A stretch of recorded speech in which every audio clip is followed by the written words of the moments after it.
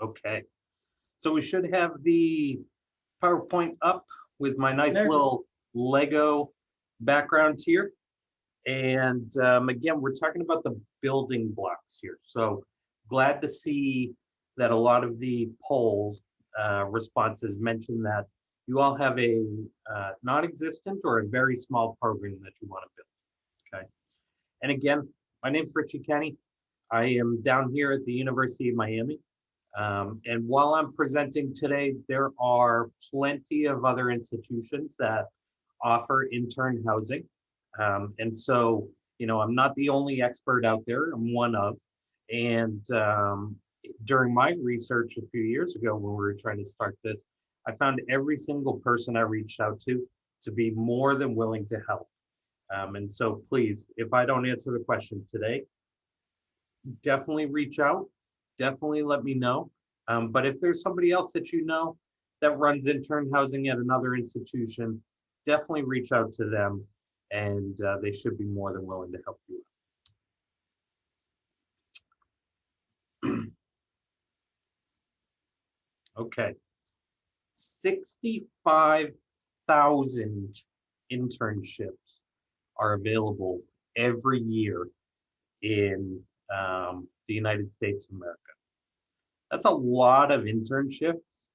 And especially given what's going on with the economy, the pandemic, and the job market, we should actually expect to see that number go up a little bit.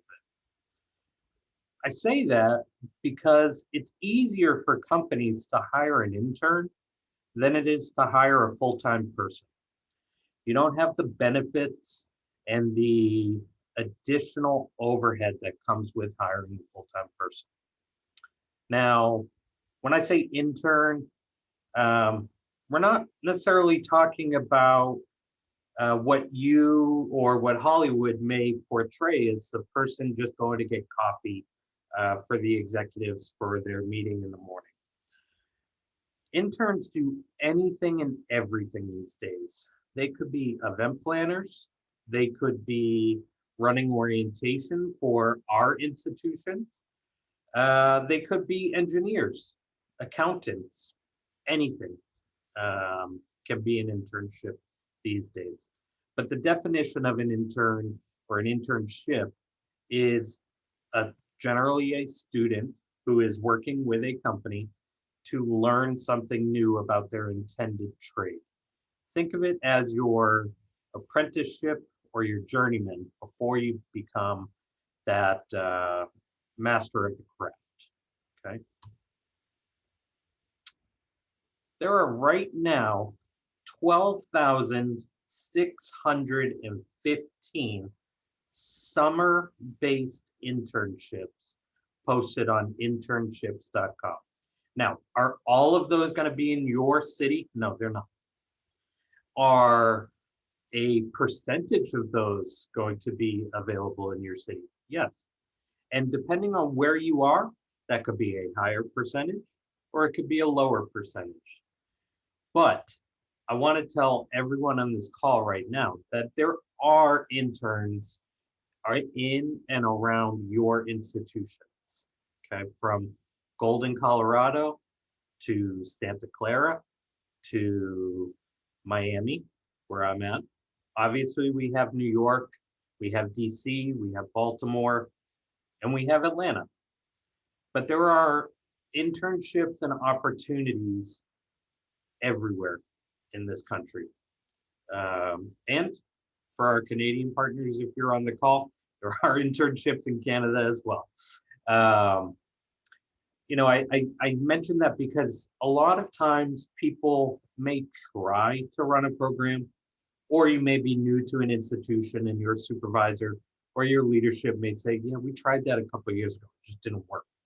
Well, let's think a little bit broader, okay? And I'll come back to this number, but I want to show everyone something real quick.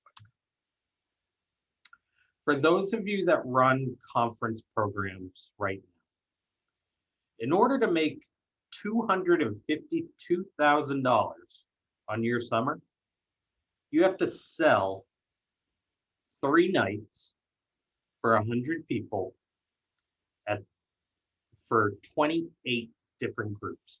So that's 28 check-ins, 28 checkouts, and my math is probably off, but 2,800 or so rooms that your custodial staff now need to clean and turn over when you think of bed nights and everything else.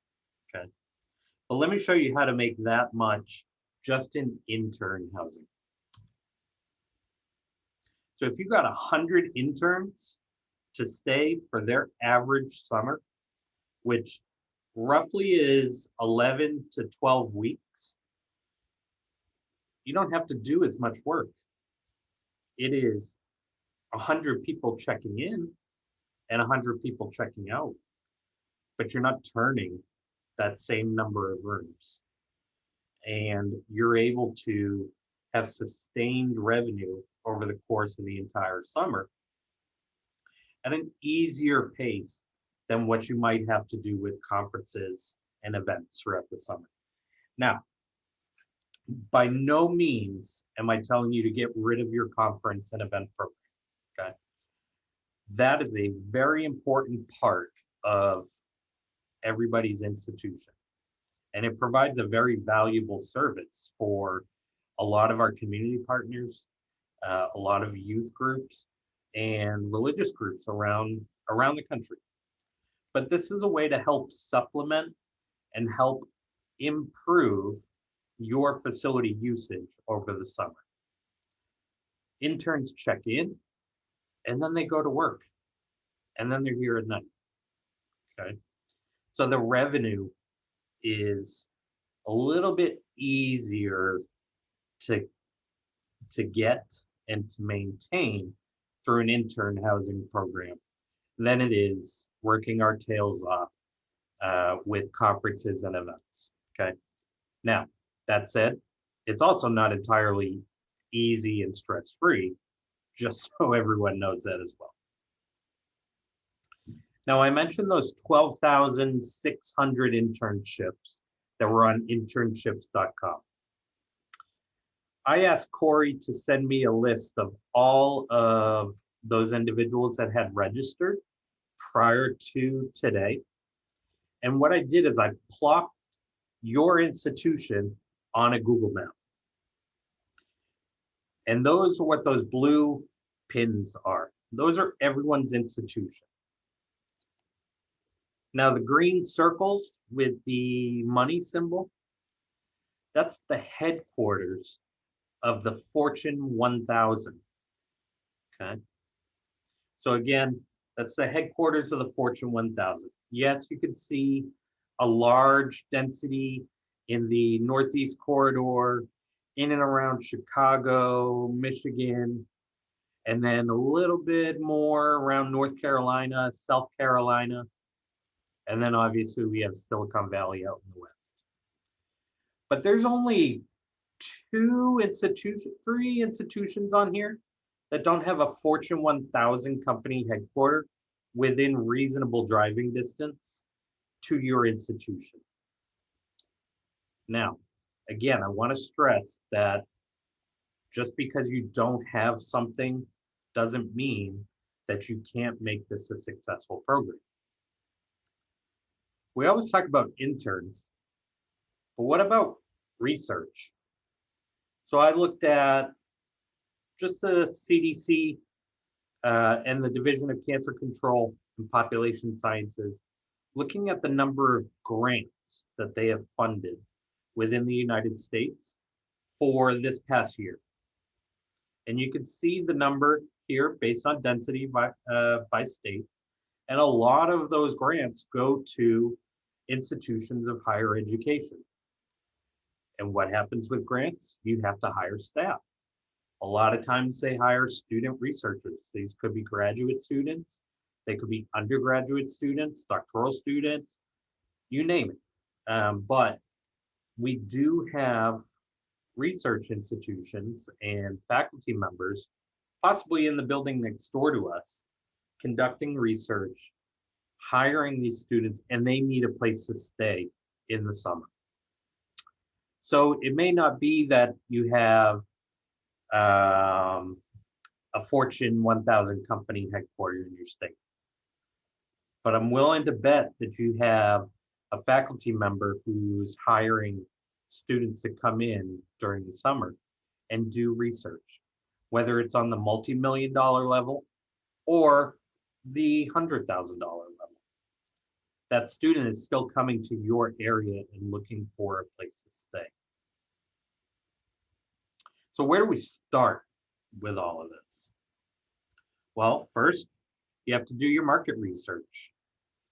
So where are you located? Where in the country? What are the industries around you?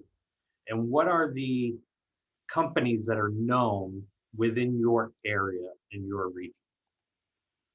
What I look at is about a 15-mile radius. That's a reasonable driving distance for here in Miami. But if you're a little bit more rural, maybe you look at something further up. All depends on kind of what people are comfortable with in terms of driving. Looking at your chambers of commerce in the area, they're always trying to attract new businesses to set up roots within your area. How can you partner with them? How can you figure out who is coming to your city, and how do you help that company then know you're available to assist them? And we already talked a little bit about what your individual institutions do in terms of research or hiring interns already. But maybe you have a medical division, maybe you have a hospital, maybe you have a school of law, and maybe there's law firms around you, or maybe you have a district or a county courthouse where students from other schools of law are coming to do their clerkships or working with a judge. Again, this goes from the mom and pop shop down the street who's looking for an intern to help them with social media, all the way up to the Fortune 100 type companies where they have robust intern programs. An example down here, we have Royal Caribbean Cruise Lines. They have a very robust internship program, and we partner with them, but we're not their sole source of where those interns stay, because they have other options. They have our friends down the street at Florida International University that they also stay with, and then they may be local. So you have to think about what percentage of the market share do you think you're reasonably going to attain when you go to launch this program? And I mentioned our friends down the street at FIU. I think they're on the call. I did see them pre-registered. And so thinking about your own individual areas, who is around you that may also offer intern housing? And do they do it for external guests, or do they really just partner up with a couple companies and they do it on the side? Now, you may have other higher ed institutions in the area, but you can't just think about them when you're planning your project. And this is going to be a project, by the way. You need to look at all of those student housing based areas, those that have transient populations that ebb and flow with the local student population. A lot of times we just call them off-campus partners or off-campus providers, but are they offering summer sublets that could eat into your business a little bit? Are they directly targeting interns? Are they going after the same share that you're going after? And they could be targeting one kind of company a little bit further north than you, and you may want to focus a little bit further south, and everyone can maintain and be happy and be successful. I showed you, it only takes 100 interns to make that $252,000 revenue. Now, your rates may be a little bit different and your timeline may be a little bit different, but I promise you, you can hit close to that number. So what else do you have to think about? You have to think about what regulations are in place. What about UBIT, unrelated business income tax, and what that may have to do with your program? Well, for me here in Miami, I don't necessarily have to worry about that because an internship under our definition of UBIT works to our favor because we help educate these students by allowing them to stay with us. Definitely check in with your legal counsel though and your lawyers before just running with that. It's always important to run everything by our partners in legal counsel. And that question also comes up with taxes. Do you have to charge transient tax or hotel tax? Depends on the area you're in. But for us in the state of Florida, there's actually a Florida administrative code that says students don't have to pay sales tax on housing if they're here longer than, I think it's 60 nights or 30 nights. So now that we've talked a little bit about what you need to do when you start, how do you write that business plan? What rates are you going to charge? These are longer term stays, so they probably shouldn't be charged at the same rate as your 2-night, 3-night cheerleading groups. Or maybe you want to because it's a little bit simpler for the accounting. That's totally up to you. What is your capacity going to be? How many beds are you going to set aside for this program? You're going to start with 100, maybe 50. Even if you set aside 25 beds, you're going to be successful here, okay? And then, are you going to market it in any way? How are you going to market it? The answer there is yes, you need to market this because otherwise nobody's going to know you exist.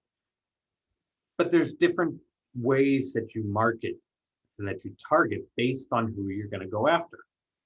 So are you going to target each business in your area and say, if you hire interns, they can stay with us? Or are you going to look at the individuals coming to your area, those students or those researchers coming to your particular institution?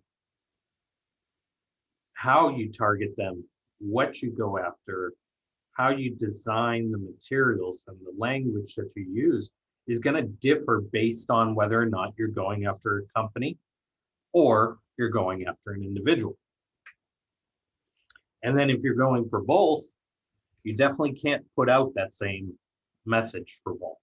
You have to tailor it so that you're really speaking to your suggested audience, okay? And then obviously you have to have contracts in place, you have to have agreements to cover yourself. But thinking about it, if you offer housing during the academic year, you can model that contract and agreement off of that academic year agreement. A lot of the things are going to be the same.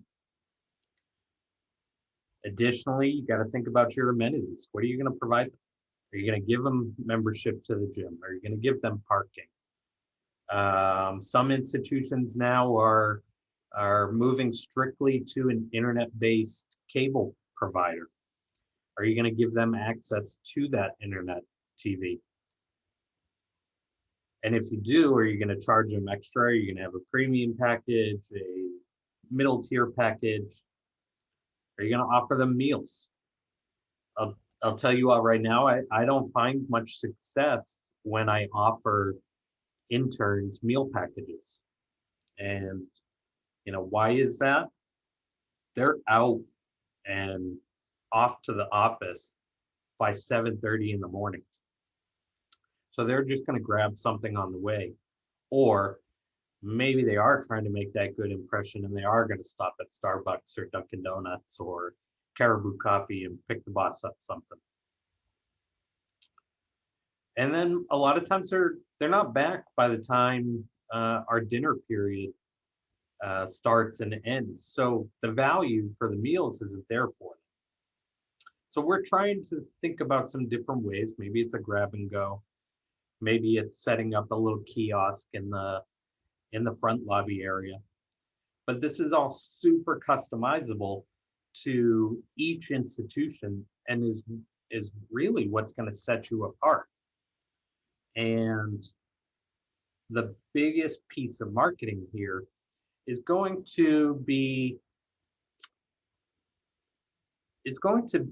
that word of mouth. The more interns you get from different institutions, the more connections you can build, the more webs you can spread out, and so on and so on. Okay. Now, see some questions coming in. So let me answer those for a moment. Question here from Jim. Do you do individual contracts or group contracts for interns? Jim, I do both.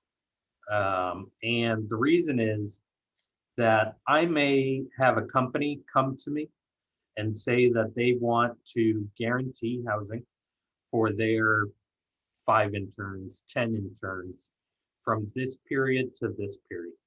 And so I'll do a contract with them and I'll make it a group contract, just like a hotel would when you're doing a room block. And, depending on the number, you could offer them a discounted rate. You could offer them an amenity package. It really just depends on the group and, if you think it can turn into a long-term thing. But I also do individual contracts. And for me, the majority of our business here in Miami is with individual contracts. I haven't quite figured out why, but the market is a little bit more fluid with individuals.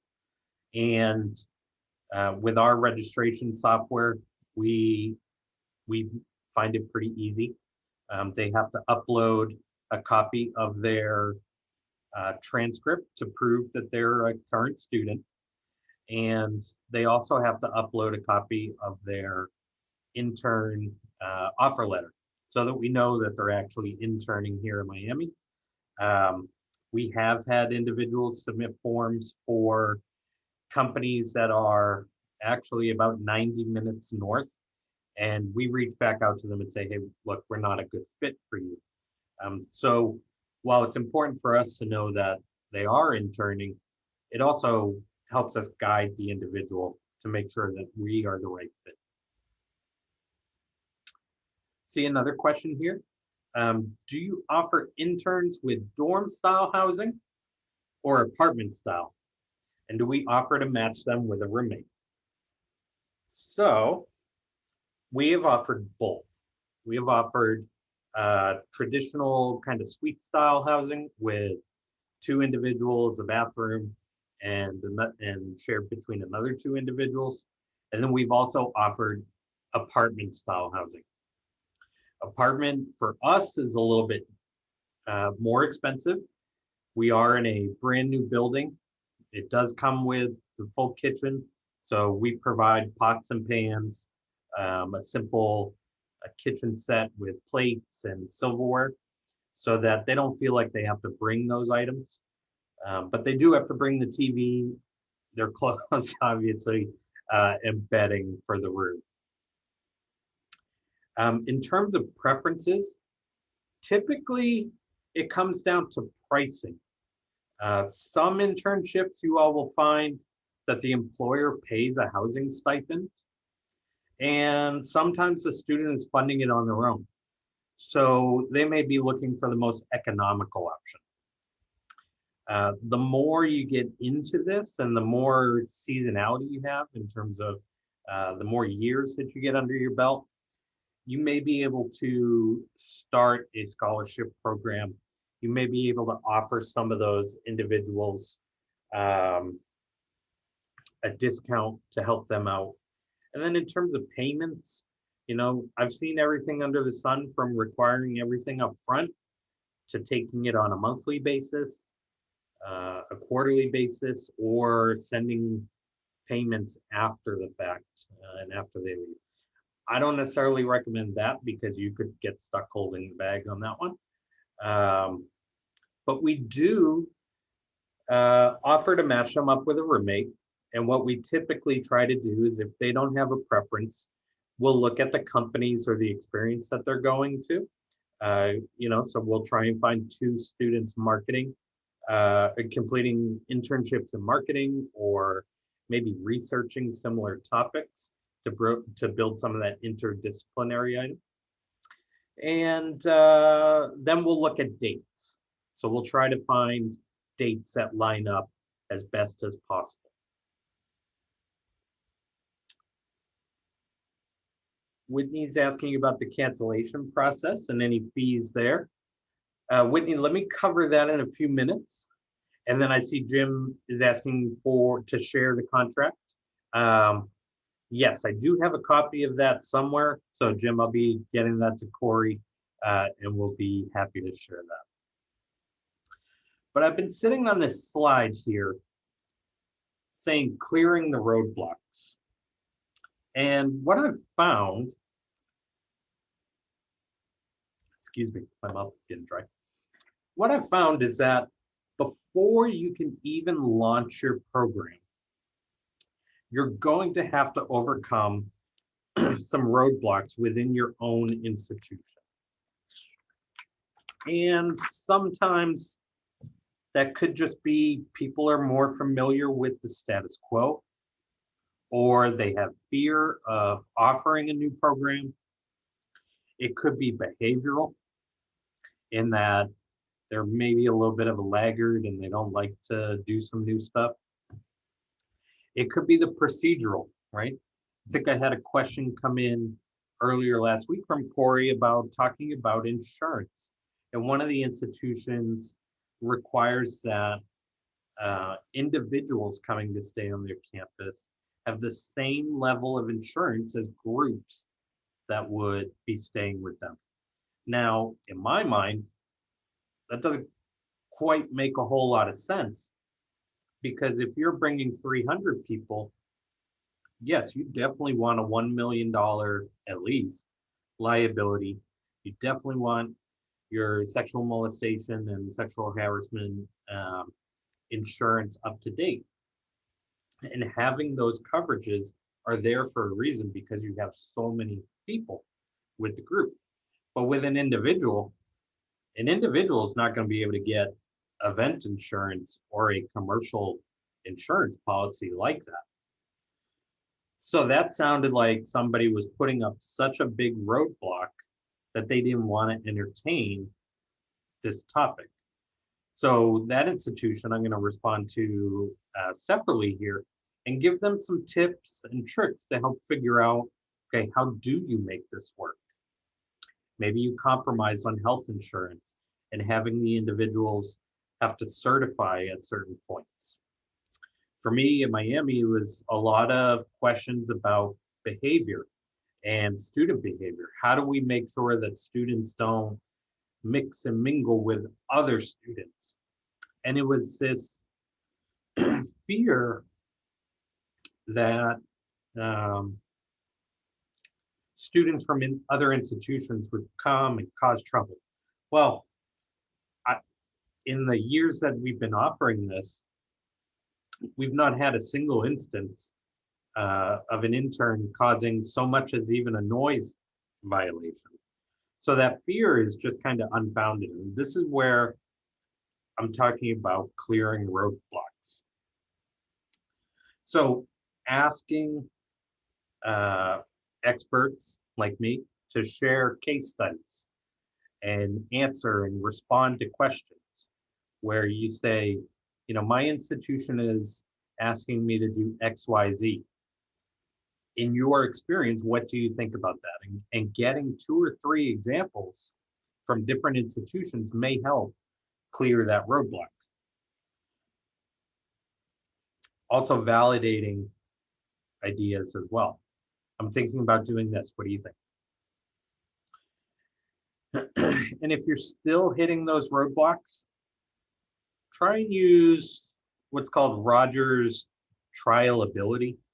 This is the idea where if you can get somebody to nudge just a little bit and get you to open up that door so that you can try the program, pilot it out, but you can still pull back the next summer if it doesn't go right, you'll be able to hopefully quell some of those fears and show them how successful a program like this can be. And then ultimately, if you are still hitting roadblocks and your leadership wants to hear more, Intern Housing Hub, Unique Venues, they do offer consulting services for starting an intern program, and that is available. Okay.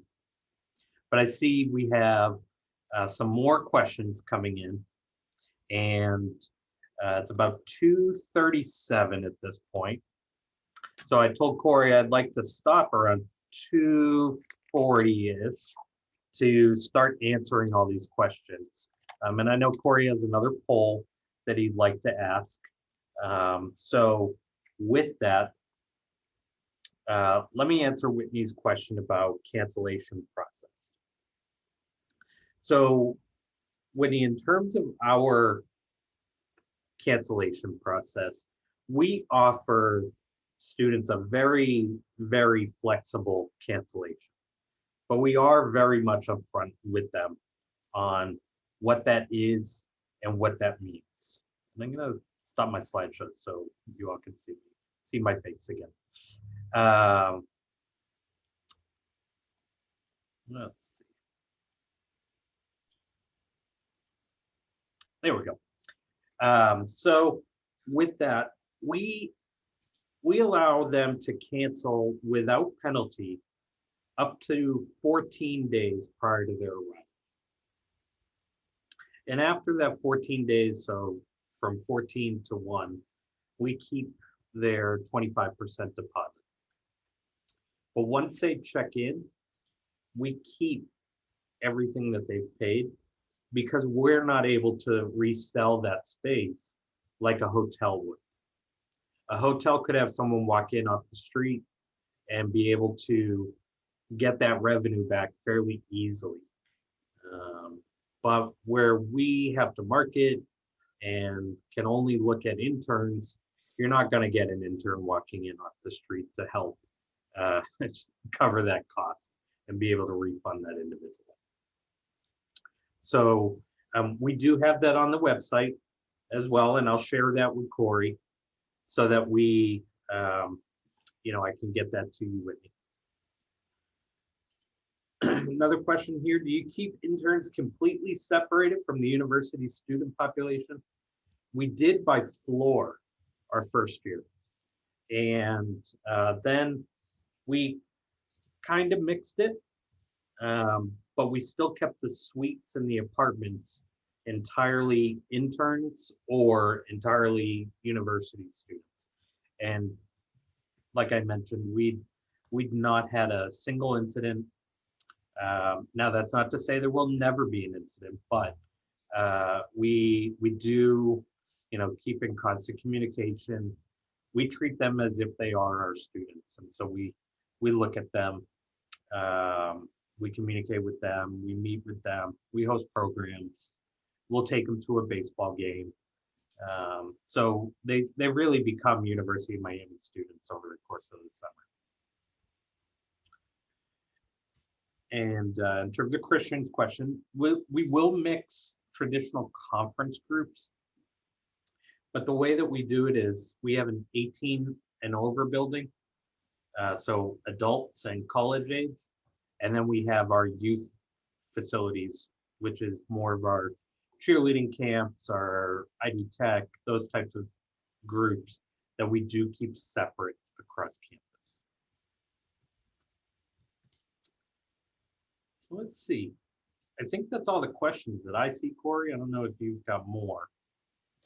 So none that are coming up yet. So folks, we've got 19 minutes, so don't be shy if you've got any question related to this. I think that that's really kind of the spirit of today's session, is that we really just want to be able to help you however we can.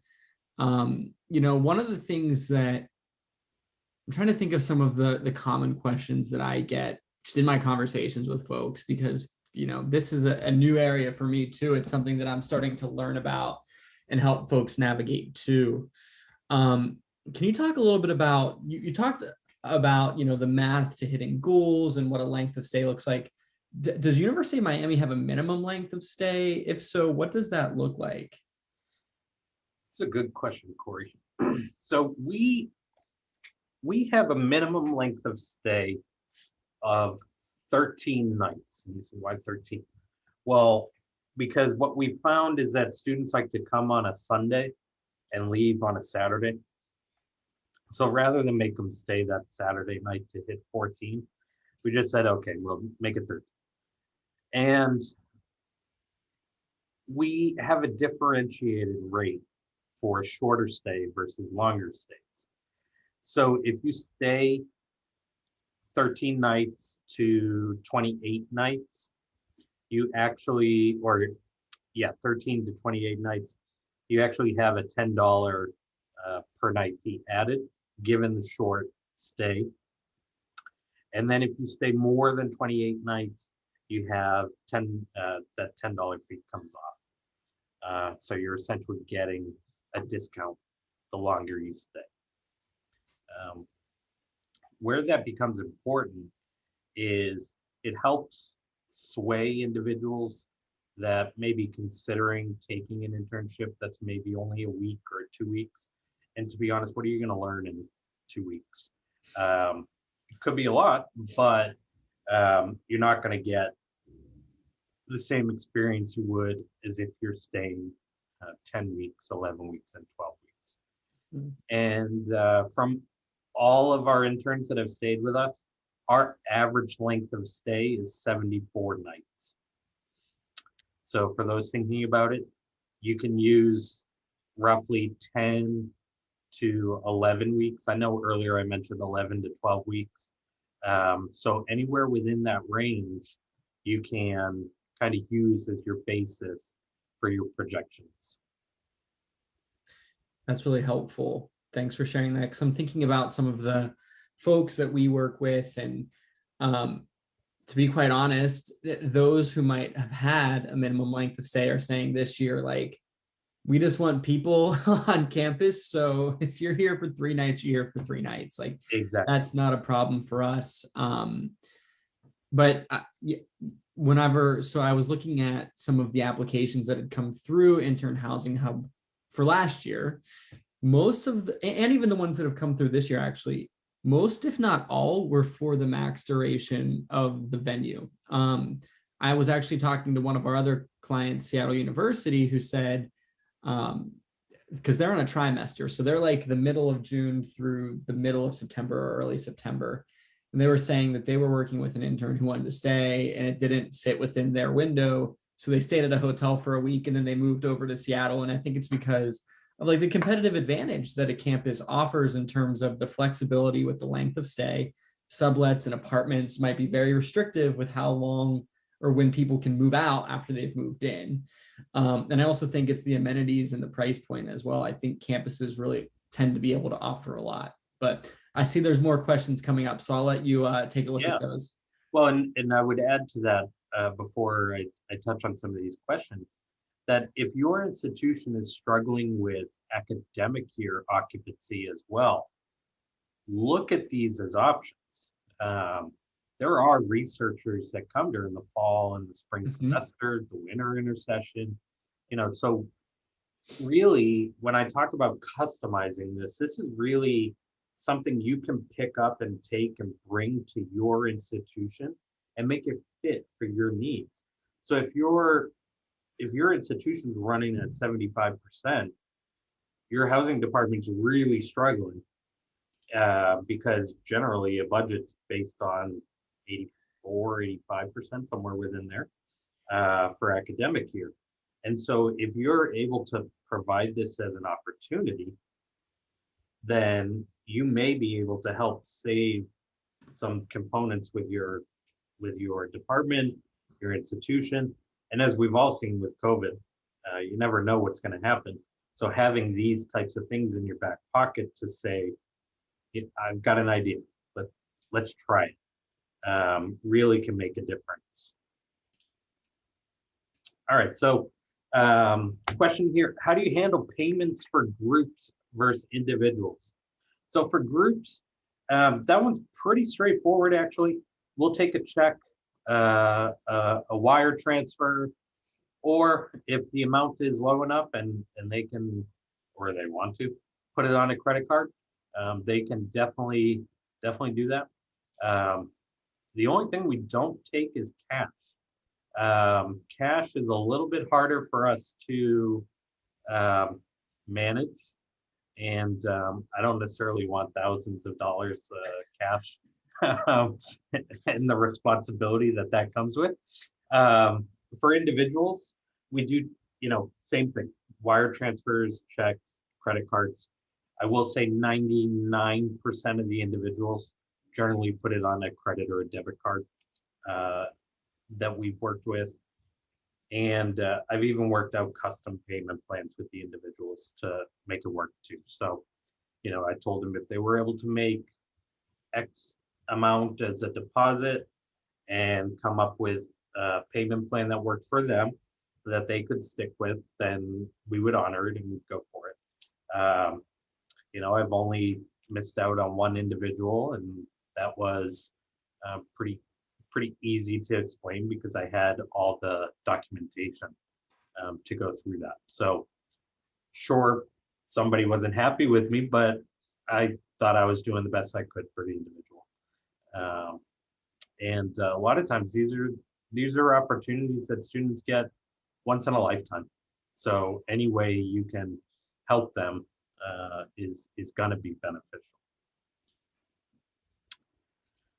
How quickly can we turn rooms from the spring semester to summer housing? That's always my favorite question, because that's always, anytime I talk to an institution, it's always a struggle point. How do we get them out, flip it so that we can get new people in, and then the same thing on the back end. I used to work at the University of Tennessee, and I had a wonderful maintenance staff there that could flip an entire building, so talking 300 beds, in one night to get us going. And they hustled, they worked, they did everything they could to make that happen. Now, not saying that I don't have a wonderful staff here, it just takes them a little bit longer. So we're talking, if I really need the rooms, I can get it done within 24 to 48 hours, depending on the number, right? It's all about size of scale. And then from there, talking about our entire campus, probably talking a couple weeks in reality.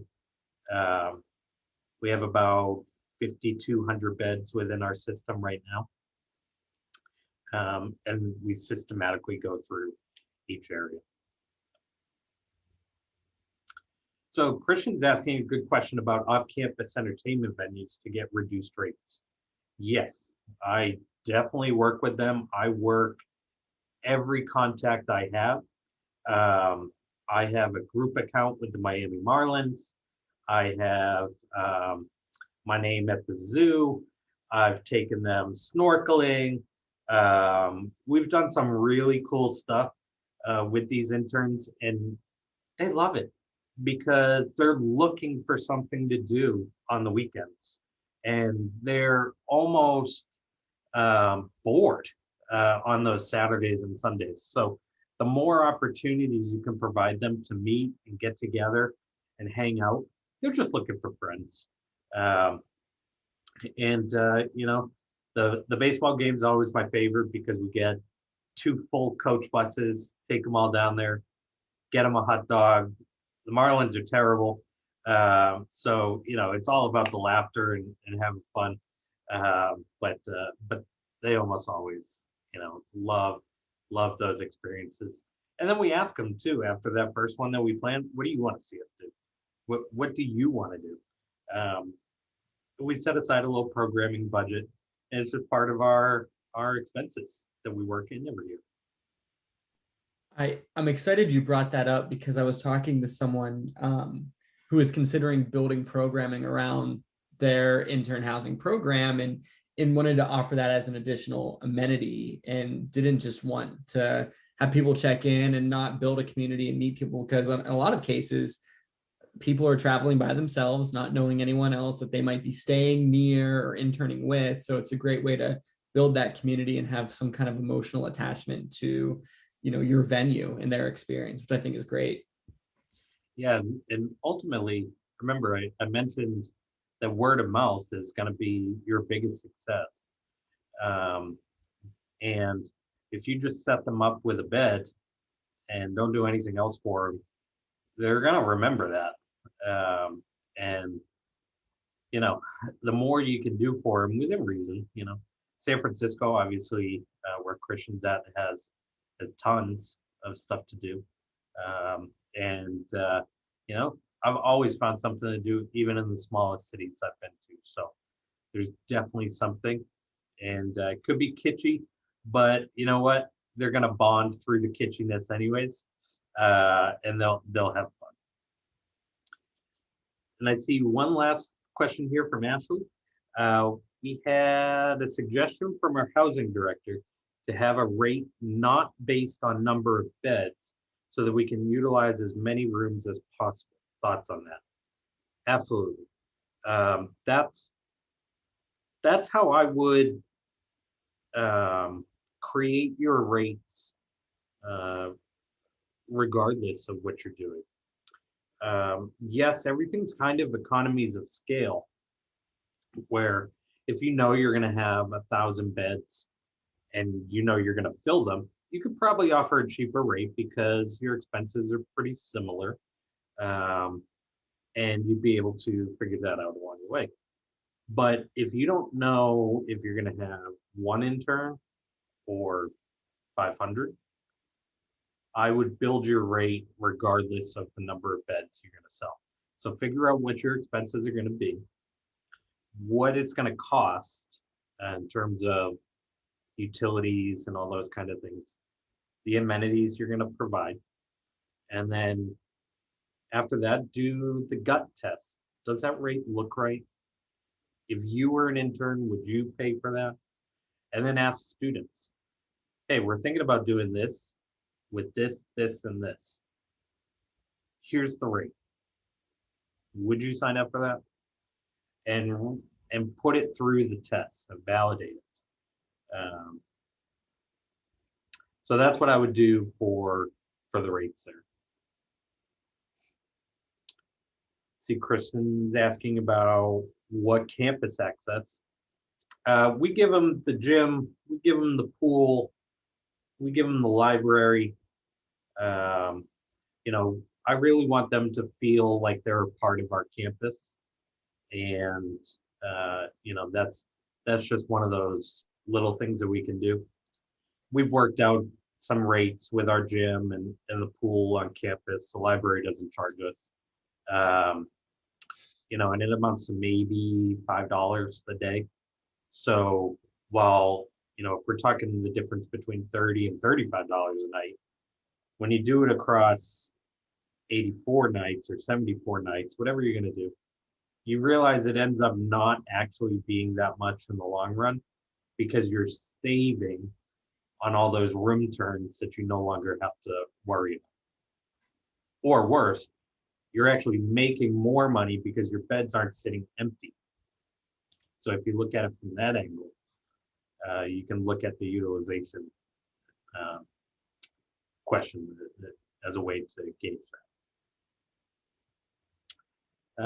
Last question here that I see, Do you allow interns to have guests? If so, how do you handle that? It's a great question. Technically speaking, they're not supposed to have guests. And that's because we don't know if they're staying overnight. We don't know who they are. It's a complicated thing to manage. Now, I have had students email our team and say, hey, my significant other wants to come down for the weekend. Is that okay? As long as we know, and I talk to our security team and kind of let them know and give them the heads up in advance, it's generally not been a problem. But again, as I mentioned before, it doesn't mean that it couldn't be a problem in the future. So it's just something that we always keep an eye on. But I would say go with your gut. If your campus behavior for your academic year students is to allow guests and you have a process in place for that, it's essentially the same. So just keep those things in mind. And as we wrap up here, definitely reach out to me. I'm happy to answer questions for you all. If I wasn't clear on anything or you want to go a little deeper, I think Corey and I, as I mentioned, we talked about doing that second session. So we may look to schedule that. But I'd love to have feedback from you all and see how it went. Awesome. We're getting a ton of feedback, Richie, and I think that what you shared today is really resonating with folks. And just from what we know about the industry and hosting interns, if you're doing it for the summer, now is like the time that you're probably ramping up your marketing efforts. You're probably reviewing applications and getting things ready for that. So just because of that, we are kind of going to be taking a step back with the content that we will be offering related to intern housing information. We want to make sure that you have the time in your day to fully focus on your own operations. But like Richie said, we do want to revisit things after this summer. And maybe it's late summer or early fall that we've got something on the books. But from what I know is that there's still a lot of folks out there that still have a decision to make about this year. And there are a lot that are already saying no to this year and yes to 2022. So we really hope that in the fall, we can keep providing this kind of expertise and information to help you really maximize this opportunity for revenue growth and development and community, building a community around this program. So we really hope that you can join us. If you haven't already, please feel free to let us know what you thought about today's session using the session evaluation form. I have a list of things that I'll be following up with. One is a recording of this session and some of the follow-up things that Richie said that he'll send to me, which I'll pass along to everyone else. And I'll also include Richie's email address so that if anyone has a question directly for him, that you can email him, and I'm sure he'd be happy to help. So thanks everyone so much. I have on the screen one final reminder about our upcoming education and our Unique Venues University resource. But thanks so much for joining us today. We hope to see you on a future educational experience and webinar, and we'll be in touch soon. Take care, everyone. Thank you so much. And thank you, Richie.